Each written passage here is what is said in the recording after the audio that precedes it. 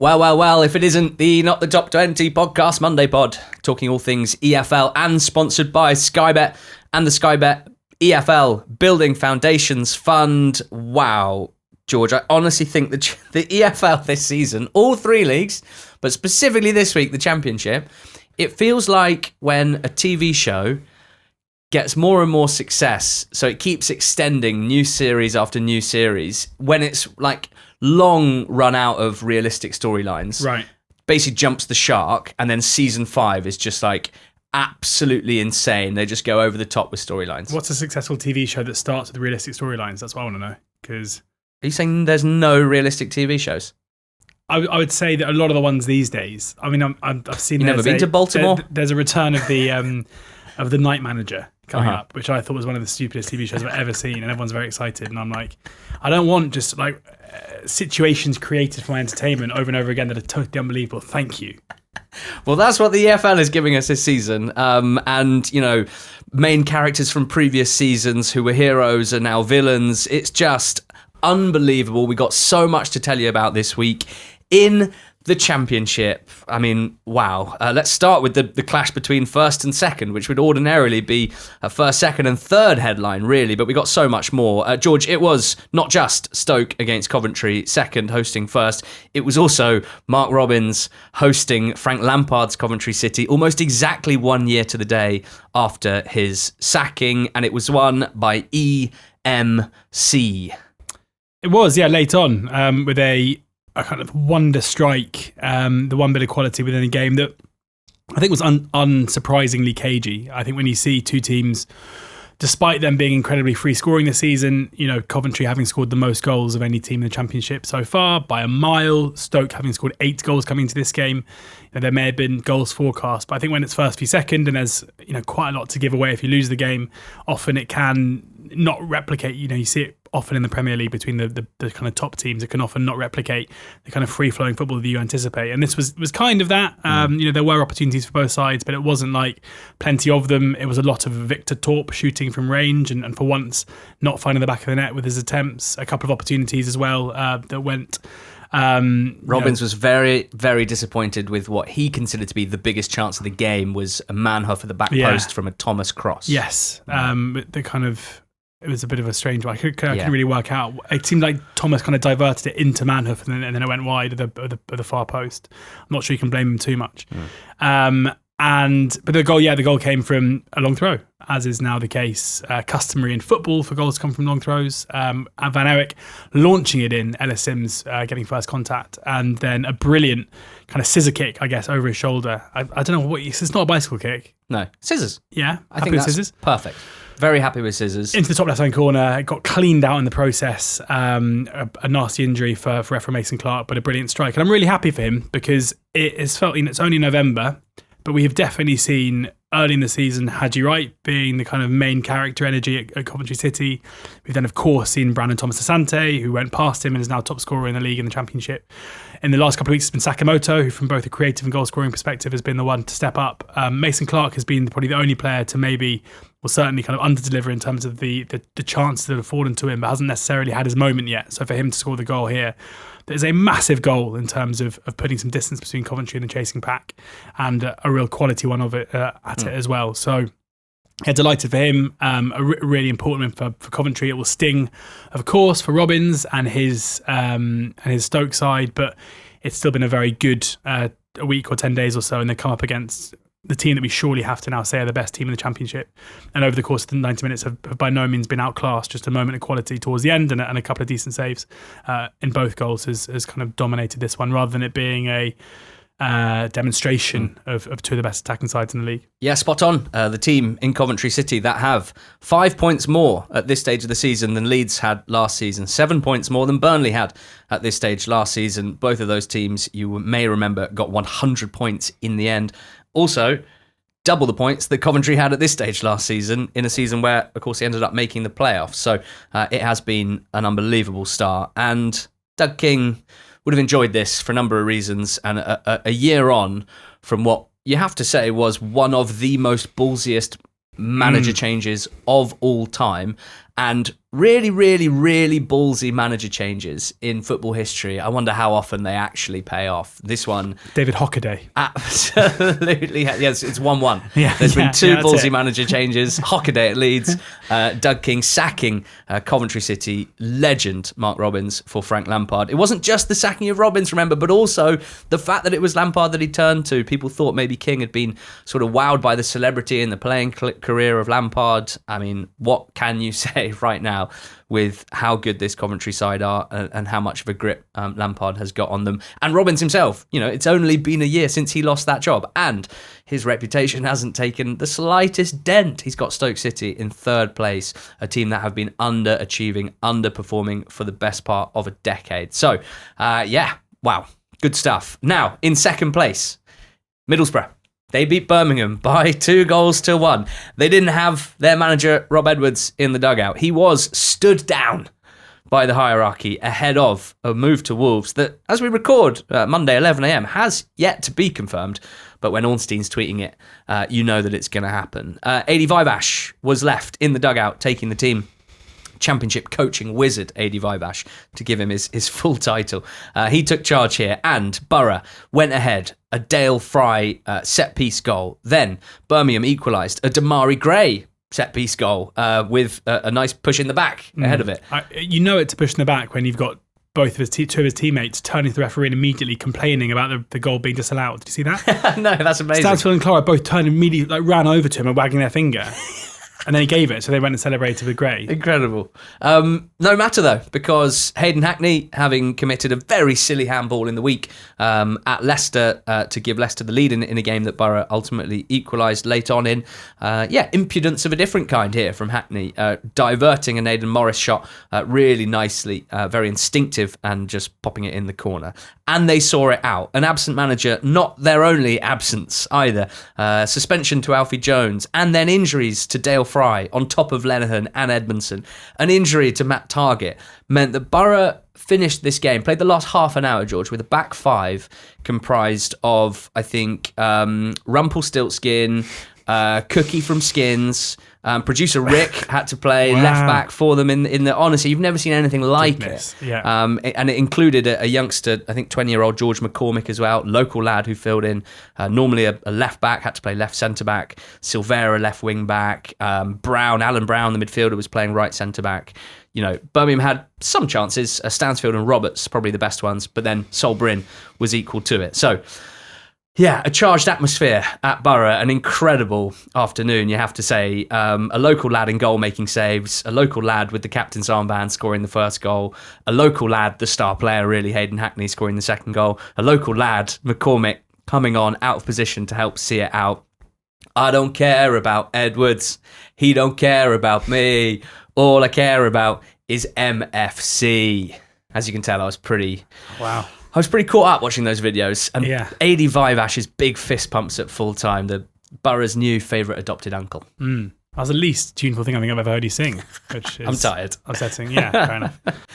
George, a class atmosphere, sure, but also a fascinating situation for us to break down. Outside of the match itself, I think in pubs, in group chats, certainly on the NTT20 squad, a weekend-long discussion around a number of different parts of this, basically, and always chucks up a number of different viewpoints. And I think we should try and tackle each of them. Firstly, is Rob Edwards mad to take the Wolves job with them on 2 points from 11 Premier League games? Or does it make sense for him to just climb up the ladder, get back to the Premier League from a career point of view? Second, does this now show Rob Edwards to be some sort of liar or a fake? Because, as the Boro fans are keen to point out, a lot of his early rhetoric when he got the job was how lucky he felt to be at such a massive club and how much he wanted everyone to feel like it was a family and unified and united in their goal, and now leaves after 15 games. And then the third one is, who do Boro turn to next? Which of those do you think is the most interesting of the discussion points? Well, I think we start with Edwards himself and the decision that he's made, and it's always going to be the case that as fans we see it from a fan's perspective, and we fail to see it from either a professional perspective or from financial perspective. Exactly. We have no idea of the shift in income that Rob Edwards is going to get from moving from Middlesbrough to Wolverhampton Wanderers. We have no idea what kind of security he will have in comparison to the two, like what his severance deal would be if he was sacked by Boro compared to what he'll get if he's sacked by Wolves. And, a guy who I assume has a relatively young family, it's impossible for us to judge him. And, as football fans, we're incredibly good at pointing the finger and calling out disloyalty, but then with the very same breath, happy after a couple of games to demand a sacking with very little regard for the outgoing manager. So, we also have no idea what his working relationships are like at Middlesbrough. This isn't the first manager who's kind of engineered a move away from Middlesbrough in recent seasons, looking at the Chris Wilder kind of nightmare that started incredibly well there. And then there's, from a personal perspective, Rob Edwards was born in Telford, right? He played 100 league games and over 100 games in total for Wolves. He ended up finishing his career at Shrewsbury. He went back to Wolves as a coach. It's obviously a club that is incredibly important to him and a local area that's incredibly important to him. And I don't think you can overstate how important that might be, where he might not know if he's ever going to get the opportunity to make a fist of being Wolverhampton Wanderers manager again. And maybe even going into it, he knows that might mean coming down with them this season and then rebuilding ahead of next season. So I can kind of understand it. Like, I don't know, but like it's not a crazy decision in the way that some would have you. It's not as simple as being like, they're 2-1 to get promoted out of the Premier League this season and Wolves are 10 on to get relegated. What's he doing? Like, it's just not that simple. I also think there is like an element where taking on a job where you're expected to get relegated isn't the worst thing in terms of like longevity. Like he'll have to do a really, really bad job to not be Wolverhampton Wanderers manager next season, whether that is in the Championship or in the Premier League. And it's still going to be a very attractive proposition to do that. And going into a club with parachute payments next season, albeit it didn't go too well last time, that was the case, should help him. So I can kind of get it. I think from Boro's perspective, of course, what he said in the local press and what he very kind of openly and outwardly said to Boro fans about getting the job and the desire to build something with them, very emotive talk. The big smile, those eyes. But he kind of knows what he's doing. He's trying to build something at the job that he's currently in. He frankly probably just won't care. I do try and consider like the idea that a manager would come in, and the questions when you're appointed are generally engineered to make you say like really nice gushing things about how excited you are. Imagine if he was like, yeah, well, I've got the job and I'm going to do it. And if another job comes up, I'm not saying anything at this stage. As a footballer or a manager, you have a microphone thrust in front of your face the whole time and you have to talk, right? And yet, of course, he didn't have to go that far. He could have been a bit more Mark Robbins, who I don't think's ever said anything particularly overexcited. But my assumption is, and if I'm sure he'll talk about it at some point. My assumption is that the reason why he did what he did was in order to try and do his job in the best possible way. He's come in and thought, right, the best way that we're going to achieve what I want to achieve is to try and build a massive affinity between me and the fans. Like, yeah, of course, that might dissipate if results go badly or if I decide to leave. But right now, that's all I care about. Yeah. So I'd say it's like a strategy rather than being genuine, because he's a mercenary. Like all football managers are mercenaries. Yeah. There will be an element here where I think, and as seen by the scenes after full time on Saturday, Middlesbrough could easily be galvanised by this. I think there is a very powerful, it's powerful when as a fan base you can unite in being kind of left at the altar to an extent. Chip on the shoulder. Yeah, and it brings people together. You now have, we had at Oxford with Leah Manning, where like you collectively feel left and you collectively feel anger and frustration at an individual person, and that in itself can lead to you coming together and doing kind of ironically what Edwards was talking about, and it will be something that the new manager can definitely tap into and play into. So where they go from here, I mean, who knows? Interestingly to note with the bookies, Carlos Corberán is the favourite at the moment, who's currently Valencia manager but is struggling with Valencia. I think he's a manager that you and I obviously both really, really rate. A bit of a, not the worst transition, I guess, because Edwards himself isn't a manager that necessarily relies on kind of free-flowing, attacking in possession football. A lot of kind of quite well-drilled out of possession shape, which is what Corberán is all about. So that's interesting, but he hasn't been sacked from Valencia yet, and I can't imagine Middlesbrough going to be paying compensation to a La Liga club, especially for a manager who's set to get sacked. So I assume kind of Vivesh will get a bit of time. It's an international break now, which helps them in terms of planning for going forward. It just doesn't seem like a great time to be recruiting a manager because there are other people doing it. You've got Southampton to compete with. You've got Norwich to compete with. Other, West Brom and Norwich. With the West Brom and the Swansea jobs don't feel particularly secure. And when you're looking at the kind of list of candidates for those jobs that are already up, it doesn't look great.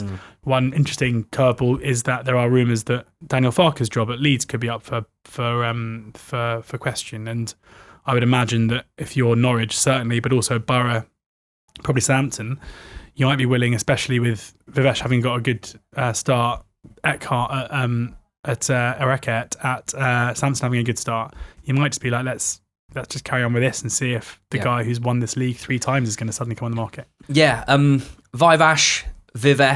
I've called him Viviash before. I honestly think might be one of the more mispronounced names. He played for Oxford, and I definitely called him Vivesh at that point. Really? Yeah. Vivesh. He looked like there is not an ex-player who looks more different to their kind of coaching persona. He's aged fast, He's aged fast. He's aged fast. He's aged fast. Oh God! But he was, as a defender, he was like a tall, kind of lanky centre back who played like quite recently, and now he's a lovely, cuddly old man. Okay, Norwich 1, Leicester City 2 at Carrow Road. Norwich City 1-0 up in the game and losing it. And Groundhog Day for the fans. That was the 7th home league game of the season for Norwich, and they have lost all 7 of them, leaving them on 9 points from 15 games, second bottom of the Championship. And Ben Napper, in the end, after waiting about as long as anyone would have waited, I think, did indeed sack Liam Manning. So that tenure has been an absolute disaster. Some nice goals in this game. Kvistgaarden with a really nice left-footed volley into the corner to put Norwich ahead. A bit like the Hull game, it seemed to me like they started looking relatively bright and forays forward and Makama and all that sort of stuff and going ahead this time. But Leicester getting back in it, and it was comedically bad defending as it has been for most of the season for Leicester's equaliser scored by Bobby Decordova-Reid. Nice to see him scoring championship goals. And then I'm loving Jordan James wearing number 6, but basically playing number 10 at the moment in a really sort of rampaging, goal-scoring, attacking midfield role, heading home brilliantly from a Fatawu across to win the game for Leicester. So they've lost every home game so far. I think, I can't actually find the exact stat, but one of the WhatsApp groups, or maybe on NTT20 Squad, it was mentioned that Norwich one of only 3 teams, possibly in Football League history, to lose their first 7 home league games. So I was sent a list of accolades of Manning's tenure this morning. So he's the shortest serving permanent Norwich City manager in history, the lowest win percentage in the club's history, the highest loss percentage in the club's history, 8 successive home matches. This is a club record and unprecedented in the English second tier, because that's also including the cup game. And in Norwich's last relegation from the Championship in 08-09, Norwich only lost 2 more home matches during the entirety of the season. Right. So it's not great. It's a big moment for Norwich City. Clearly, based on their league position, they can't afford to hire someone that doesn't improve them significantly. Whether or not that's likely, we will find out. We'll see where Ben Napper turns to, because he's made some pretty big calls as a sporting director of Norwich City. Sacking David Wagner might have been a popular call with the fan base who didn't like Wagner's style of play, but he had them in the playoffs. Johannes Hoff-Torp came in for a project and was sacked after 1 year of it so that Napper could hire Liam Manning. Those two, therefore, very, very closely aligned, and therefore Manning sacking doesn't look great for Napper either. Any takes on this situation? So many takes. Yeah. I have loads of takes. I think, firstly, for Manning, it's very hard to see where he goes from here for a few reasons. I think the way that he has left 2 projects early by his own decision in Oxford and Bristol City will be troubling to future employers who are like, well, do we want to hire someone who's proven that he is going to jump ship as and when another offer comes that he perceives as being a better offer? You've also got the underlying numbers over 3 jobs now being a red flag, which for anyone kind of from an analytical point of view is going to be pretty concerned with. And then not to mention the results here, and this is the second time he's in his managerial career he's undergone some really bad results at MK Dons and Norwich, and he has been unable to turn that around. And even though, I said a few times, there have been moments in games where they've been pretty good, like Derby, they were pretty good in the first half. There was the game the other day where they were good. Hull, they were very good in the first half but couldn't find a way to get in front. But they are miles off it. Having a couple of luckless moments within games that would probably give them 6 or 7 more points. They're on 9 points from 15 games. Like, give them 6 or 7 more points, they'd still be 20th and would still be miles off where they're meant to be. So it's not as simple as just saying, they've been unlucky, even though they have been in times or in patches unlucky. And I'm sure, as has been the case at Southampton, we'll see that luck turn just because of natural variance, as we'll talk about in a second. So I think it's my assumption it'll probably be a League One club. But yeah, I'd worry about he probably knew going to Norwich that this had to work in order to, because of the reputational damage done by continually moving on. But I'd be surprised to see him get another Championship job anytime soon. For Napa, this next appointment's absolutely huge. Clearly he hasn't been sacked along with Manning, which is what I think a lot of Norwich City fans would like to have happened. I do think there's an argument that these clubs should be looking at Will Still quite aggressively. Off the back of his sacking for Southampton. What? I just had a line in my note saying, I think there's an argument to get Will Still. Yeah. And I thought that was going to be a bit of a lively take. No, it turns out we're taking the same takes. I think it probably will be. It's just when you look at the list, isn't it? It's when you look at the list that the unattached managers, right? Yeah. With the most experience of the Championship in the last 5.5 seasons. So I think I started 21, 22. This is just, because managers from overseas or first-time managers, it's very hard for us to punt them because we don't know much about the overseas managers and no one knows anything about the rookie managers. Yeah. So in terms of the managers with experience in the Championship, more than 50 games in the last 5.5 years that are unattached, it's Michael Carrick, who left Boro with the general consensus being he hadn't been quite good enough to get them to challenge for promotion when fairly well placed, and whose replacement has then taken them into the top 2 in 15 games. Russell Martin, who I'm so lost on what everyone thinks about Russell Martin at this point, but again, reputationally does not seem in a very good spot, does have the former links with Norwich City and has always been linked with their jobs.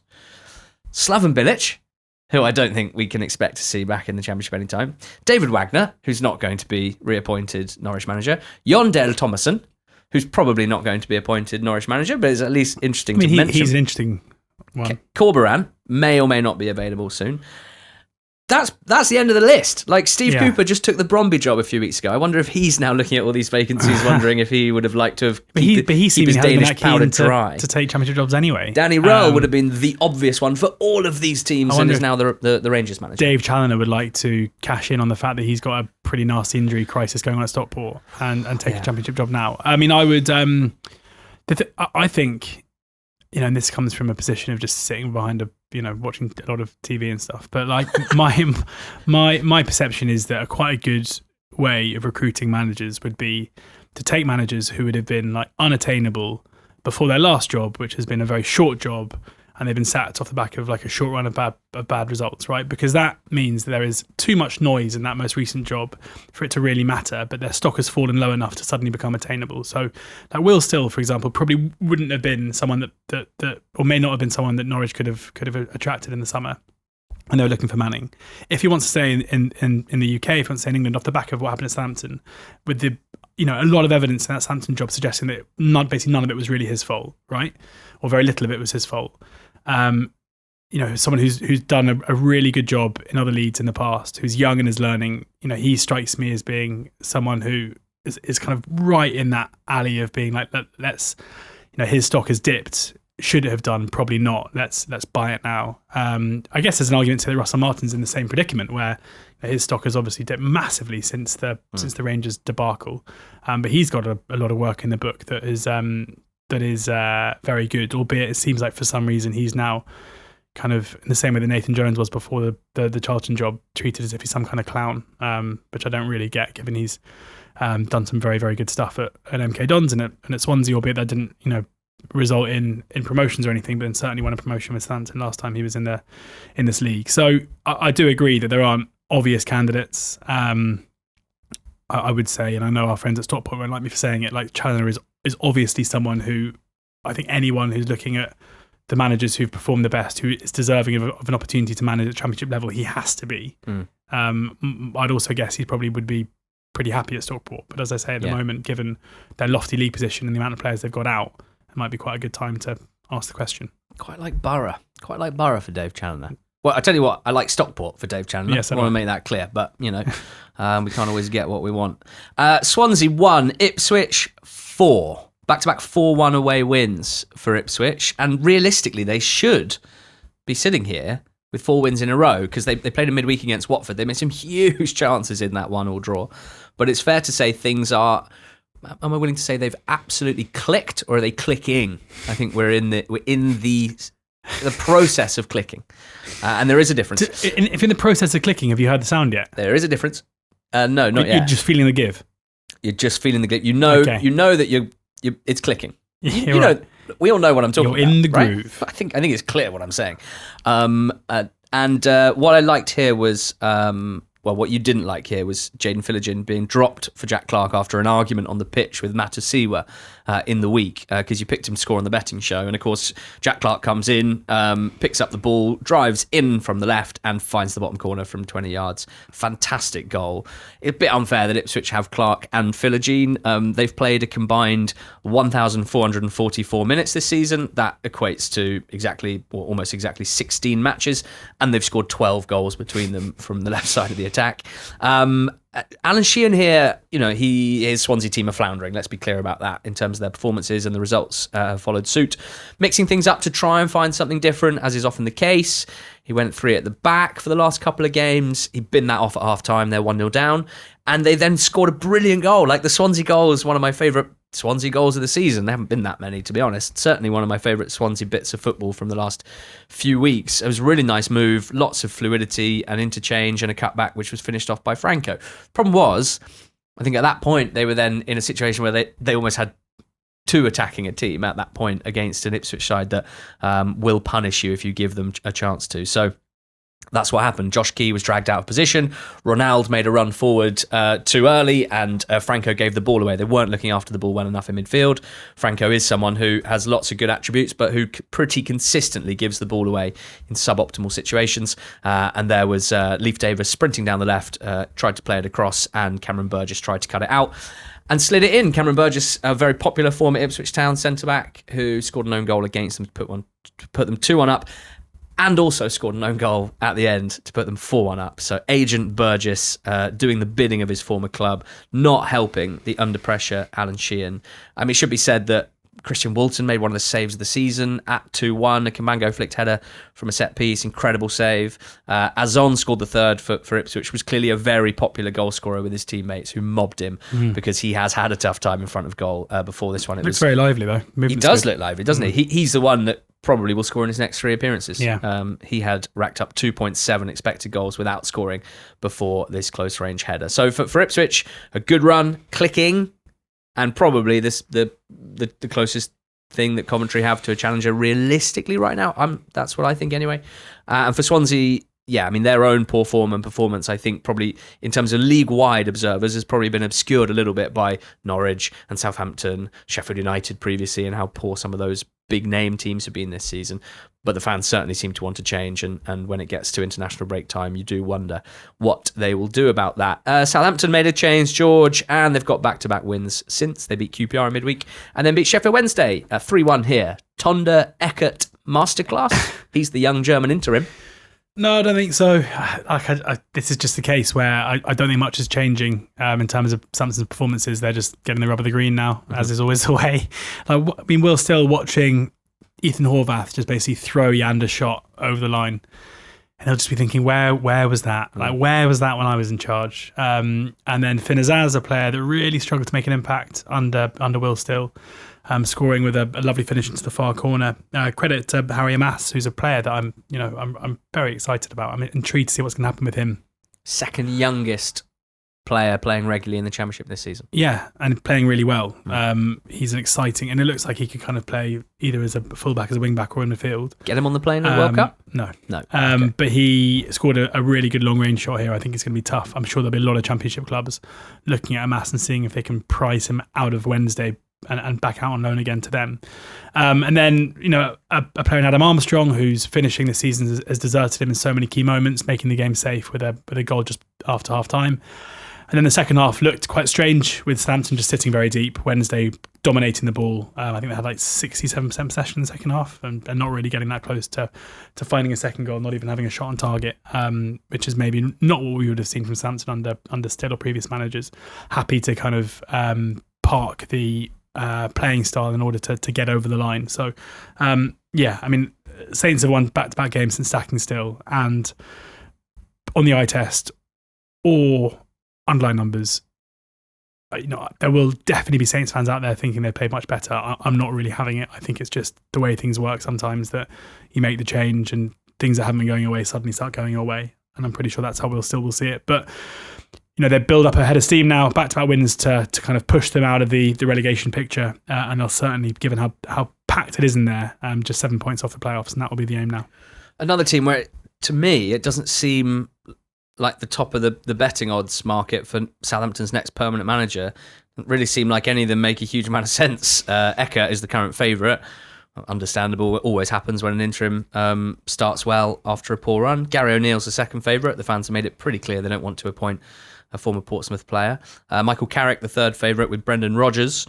And then Russell Martin, who obviously took them up a couple of seasons ago. So, yeah, an interesting situation at Saints. And a very interesting situation at Derby County. Derby County, 5 wins in a row. 2 points off the playoffs now. 2-1 win at Blackburn, who themselves had won 4 in a row, I think. And crosses and headers is the headline here. I was watching this game, one of the early kickoffs, and just after I switched on, Elder had the ball on the left. Carlton Morris had the fullback at the back post. Elder curled a really nice cross onto Morris's head, and he headed it wide. And I thought that was a good cross. Morris looks quite dangerous in the middle, as does Adjumang, and Brereton Diaz looks pretty lively as well. Then they had a corner. Elder took it, in-swinger. Delicious movement from Morris. Great timing and an angled header for 1-0. Then I watched as Adjumang headed one straight at the goalkeeper from another good cross, I think again from the left, probably Elder. And then Ward from the other side, the other wing-back, who, guess what, really, really good at crossing. Crossed it onto the head of Adjumang, and he thumped a header in over the top of the fullback, Alabiosu, for 2-0 at half-time. Birmingham huffed and puffed. They won a penalty when Sanderson slid in on a Hashi. It was a good spot by the ref, actually. That was one of those where it looks, on first viewing, like Sanderson's just slid in and got the ball and it's gone out for a corner. But the ref had spotted that Ahashi had got his foot between the ball and Sanderson, who'd very much slide tackled Ahashi's foot. Scored by Ahashi, but that wasn't enough. Salverson had the best chance, probably for Derby, at 2-1, and they saw it out. So Eustace goes back to Blackburn, beats Blackburn, dripping with narrative there. Derby, yeah, amazing, really. They're 10th in the table. They've got 15 points from 5 games, having, 8 from 10? If you had told me when I watched them playing against Oxford, beat them 1-0, they win 5 in a row, I'd have called you mad. Yeah, I was looking at some of the stats and data earlier, and it's very clear that was their worst performance of the season. And at that point, when they'd only won 1 game and you're putting in your worst performance of the season in the 10th game on October the 18th, it was looking pretty bleak. But I think maybe they needed it. Yeah, it appears that way. I think Langas is getting a lot of credit for what he's added since slotting into the back line. Adjumang, to me, looks very, very lively. And it's just, maybe this is too basic, but having a Eustace out of possession structure with a back 3 wing backs and 2 ball winning midfielders, and then just at the top of the pitch having Carlton Morris, Patrick Adjumang and Ben Brereton Diaz just running around a lot and challenging for a lot of duels. It's no surprise that they are officially very hard to play against, and they're edging these games at the moment. And it's been a fantastic few weeks for them. So well done, Derby. 5 wins in a row is a hell of an effort in this here very competitive championship. And Hull City, oh wow, Vibes FC, good God, their games are fun to watch. And another win for them, 3-2 at home to Pompey. They're up to 5th. Yeah, it came back from behind with Devlin firing a very good strike from range to put Pompey ahead before Destan scored his first goal for the club with a decent finish after some good work down the right-hand side. Carl Joseph, who, he's one of these players who gets into very good positions consistently, but his finishing often lets him down. But he was the latest to benefit from just some really slack defending from Portsmouth from corners. Yet another goal conceded across from a corner. First contact, Joseph, just a header at the back post that's finished. And it's strange because, as we said before, Pompey's success under Mousinho has been built on efficiency at both ends from set pieces. So to see them continually undone in this way, I do wonder if Bursic is just a little bit static on his line from set pieces, and that means that opposition are able to kind of get first contact and headers that are maybe a bit too close to him, because certainly all the goals we've seen them concede, apart from the glancing header against Birmingham, have been coming that way. And then surely one of the assists of the season, like one of the best bits of wing play you're basically going to see at this level or any level, from Josh Murphy, who got on the ball on the right hand side, stood up, was it Coyle I think, and kind of ghosted past him and then just delivered this left foot across that, I've spoken about it so many times. When Murphy hits the ball like that, he just hits it with such pace and such kind of bend. Why can so few players do that? Like, he makes it look like you should be able to do it on repeat with your weaker foot all day. It's only really Sorba Thomas, and not with his weaker foot, that I can think of even he doesn't hit it like that, I don't think. It almost reminds me of the way that Elise used to hit the ball for Reading, where it's just like, it's hit with such conviction, as if, because he's so good, he just has total belief in his ability to cross in that way. And obviously they don't all come off, but having watched a lot of Josh Murphy live, I mean, he was bad for a lot of it, but when he was good, even the ones that don't come off, they're still, the way that they're hit, they cause panic. And him being fit, I know that for Portsmouth at the moment they're struggling to find any positives, but him being fit and playing and looking as sharp as he is, it's going to yield points at some stage. He will win points for Portsmouth on his own if he stays fit in the coming weeks, because he's that good. And I loved, when I watched the extended highlights back of this, it had the whole commentary on it, and the whole co-commentator said, his left foot is something special. And I was like, well, mate, that's his wrong foot. So that's his weaker foot. So if you think his left foot's good, just a brilliantly two-footed player who is such a unique threat going outside and coming back inside. But he wasn't the story, because again, it was that man, Joe Gelhardt, who's been such an important player for Jurkovic in this very fun Hull City side, capitalising on a brilliant bit of work from Charlie Hughes. A lovely clip ball, one of those kind of straight balls that shouldn't really be able to put off. Do you think clipped? The trash, the power, the perfect maybe clipped is wrong, but it's also that kind of like... driven almost. Yeah. A driven ball over the top that landed perfectly. I don't want to drive to be a bit faster though, because it kind of had that still looping quality. Yeah. A clip drive? Yeah, clip drive. Okay. Into Gelhardt's path. He nearly made a mess of the touch, but as soon as he had the composure to realise where he was, it was a lovely dink finish to make it 3-2. So... yeah, I mean, another very exciting game that Hull City are the benefactors of. They were deserved winners at the end. Pompey had a couple of opportunities right at the death to get a point, but weren't able to take them. So, Hull's very fun and very good start to the season continues. Pompey fans very concerned about what's going on at the moment and trying to find a way to see where the better results and the wins are going to come from, because at the moment they're really struggling. Stick with just don't turn, Pompey fans. Yeah. Don't turn. I know. Don't. You know that John Mousinho is an amazing manager, and you've been telling us that for a number of years now. You know he's a really, really good football manager. So don't turn, because just don't turn. Don't turn. Wow. Play the way you're facing. Quick note on Gelhardt, assisted beautifully by Hughes, Carl Joseph scoring. All three of those Wigan Athletic Academy graduates. Thank you, Wigan. Wrexham beat Charlton 1-0. Really tight game, as you'd probably expect, and won by a Josh Windass penalty. Probably one of the best bits of refereeing ever. Nice. Certainly of the season so far. Across from the left, spun in by James McLean. And it was Hernandez defending it at the back post, and he sort of flicked it clear, and the ball, play carried on. No one did anything except for the ref, who went pen, hands. Yes. Everyone went, what, mate? Don't think so. Wouldn't have thought so. Replay. Yeah, Hernandez has just handed it. Can't explain why he did that. He just handed it. Yeah. Handled it. And the ref saw it when no one else did. So well done, the ref. Excellent refereeing from him. Scored by Windass.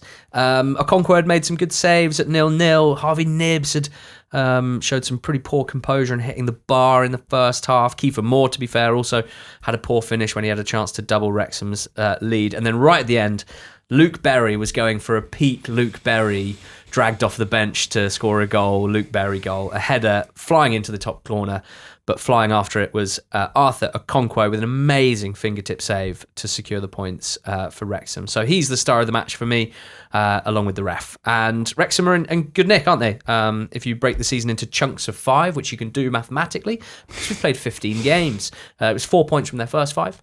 It was 6 points from their second 5, but they'd managed to stop losing.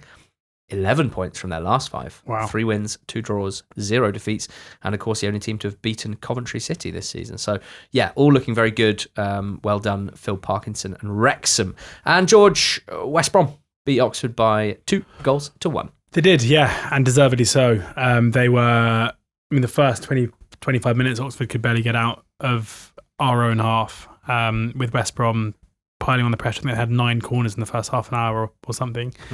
But were unable to, and given West Brom's difficulty creating chances and scoring, it was probably quite a frustrating first half for West Brom, albeit much improved. There was one chance that fell to Maja, but a poor first touch kind of cost him, and a couple of moments where Oxford threatened, with Cameron Brannigan basically taking the opportunity to shoot whenever he got anywhere near, not even the goal, anywhere near the opposition half, basically, forcing a few good saves from Griffiths.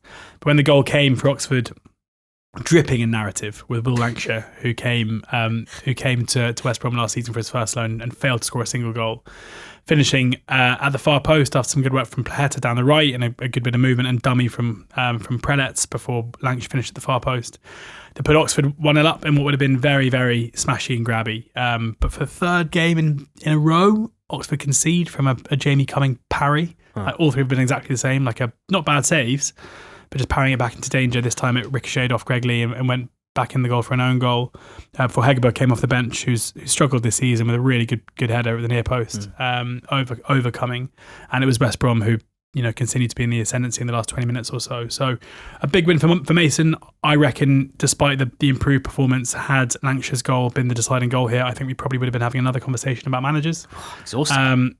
West Brom fans coming into this one pretty sick and tired of seeing stale offensive displays from Mason. This was much, much better from that perspective. But I also put it to you that, and again, this is kind of recency bias and outcome bias based on some of the other teams in the league, namely Southampton and Norwich recently. But I put it to you that if a group of players were not that fussed about a manager staying or being sacked, went 1-0 down at home to Oxford with 40 minutes left, having been in the ascendancy, I think we often see that group of players then lose their confidence, lose their shape a bit, and lose the game. Yeah. And the fact that they didn't, I think, says something. Yeah. It was a continuation of an already dominant display, but I take your point. Oxford, on the other hand, it's quite a weird position now, where Gary Rowett gave a very interesting post-match interview to BBC Radio Oxford, where he basically, he's under some pressure, but I'd say the pressure is a few rather than vocal row out at games and things like that. And he kind of created a straw man argument, a lot of which is what I've been saying on our BBC Radio Oxford pod about, create a lot of straw man arguments. One of the lowest budgets in the league. Blah blah blah. And he basically said all of that, and he was like, "Yeah, I don't buy into that at all. We should be doing better. We should be doing better than we are." And kind of brought pressure on it. He said, "I'm under pressure. Of course I am. If I don't improve it, that's going to be me gone." And Nathan, who was interviewing him, was like, "Wow, I didn't even ask you about that." He was like, "Yeah, but that's the job." And it's a bit of a weird thing to do, inviting speculation on your future when it's not really out there at the moment, or certainly not beyond a select few, is an interesting way to go about things. So, hey, look, it's a very pressurized especially profession. going into an international break as well. I just think, and Rowett knows this because he's done the job so many times, but if you do a 6 out of 10 job for a relegation candidate in the Championship, you'll lose your job. If you do a 6 out of 10 job for a top 6 candidate, you'll keep your job. And it's just, that's the way that it works. And right now, he's certainly probably doing no better than a 6, but I just still don't really know what people expect. There are, in terms of individuals, there are players who are not performing particularly well. Krastev being one who's come in and looked way off after a really promising first game. And certainly frustration from my part is that I know that when Robert's teams are very good, they are so defensively strong, whereas now it feels like we're a soft touch. 2 clean sheets in 15 Yeah, games. and that's a concern. And it's like, but then he's already facing criticism that football's bad. So what do? Do you go even further down the football being bad route? I don't think the football's particularly bad when we're good, but that's what some people say. Who knows? So something to keep an eye on there, because it's it feels like a fractured fan base at the moment around what's acceptable and what isn't. Yeah. Millwall 1, Preston 1. This was 4th v 5th. 2 teams that have shown a lot of quality this season that didn't show a huge amount of quality in this game. The Preston goal was a Cameron Negley, the Millwall number 10, sort of dropping back in to receive the ball in midfield, playing a ball back to the centre-back that was wayward, turned into the perfect through ball for Michael Smith, who finished. But not to be outdone, Daniel Everson, fantastic goalkeeper for Preston, has made some of the best saves of the season. But he received a Peter Enkelman-esque throw back to him, and he went to let it run across his body for a left-footed kick down the pitch. And when he placed his right foot down, he nudged the ball. And when his left foot came through, he kicked fresh air. And in ran, I don't even know who. Oh, Mihailo Ivanovic, who's been underperforming his XG all season. And they say you just need one to go in off your arse, or just an empty net to tap into. And that's what he had. I've only just realised the nominative determinism of Daniel Everson. Go on. Diverson. Diverson. Yeah. Oh, that's nice. Thank you. That's now that Toby Savin is not doing a lot of nominative determinism. Not doing not a saving. We're stretching a little bit. Or diving. Nice. I just think from an Everson point of view, right? Would you rather, if you're going to make that error, would you rather do it in front of the one end at the Den, where you then have to spend some time in front of the Millwall fans after doing it, or in front of the away end, as it was, in front of your own fans, who then just sort of stand there and you're all feeling a bit awkward? I think that's better. And you can feel them saying, "We're not angry with you, Daniel. We're just disappointed." Especially for him, because he's got credit in the bank. So they can't be like, "Yo, rubbish," because he's not, and they know that. Do you think it was more like, "Come on, Daniel"? Yeah. Oh, mate. Yeah. Yeah. Watford 1, Bristol City 1 on Friday night. Imagine my shock that Imran Louza did something that suggested he might be the best player in the league, which is what we said last week. Imagine my shock that Scott Twine might score a free kick to equalise for Bristol City. He has scored 17 of them. Has Selvig ever watched Scott Twine before? Like he was positioning himself as if he was going to cross it, and I was like, "Have you ever watched what he does?" He often scores ones like that where the keeper gets there but can't keep it out, and I don't really understand what he does differently, apart from like obviously a lot because he scores so many more of these than anyone else. But he puts some sort of dip on it that others can't achieve, which I think makes it really awkward for keepers. Like, they often end up low in the goal, which seems harder for them to save than if it's sort of mid or high, which is interesting. Just gets up and down, doesn't he? Up and down. 17 free kicks since 2020. 6 more than any other player in the top 4 tiers in that time. Javi Gracia going with a 3-4-3, I noted this time, after a couple of games of 4-4-2. He's still sort of working out his preferred system. And Bristol City, I mean, credit to them for leaving with a point. Patched up like anything, arrived with a one-man midfield of Adam Randall with Twine and Mehmeti in front of him, and then Mayulu and Sinclair Armstrong in front of them. So yeah, on behalf of everyone, I'd like to wish the likes of Zach Viner, Anis Mehmeti, Scott Twine and Adam Randall, who've started every single game this season, a very, very well-earned international break. Both keepers making decent saves to make it keep it at 1-1. And then Sheffield United 0, Queen's Park Rangers 0 was a match that happened a game of 4 quarters, really. QPR came out fairly strong. Then Sheffield United wrestled back control in the second half of the first half, both teams having opportunities, and then the same again in the second half. Rangers came out pretty well, and Sheffield United were the stronger team to end the game, but the keepers were equal to everything on target.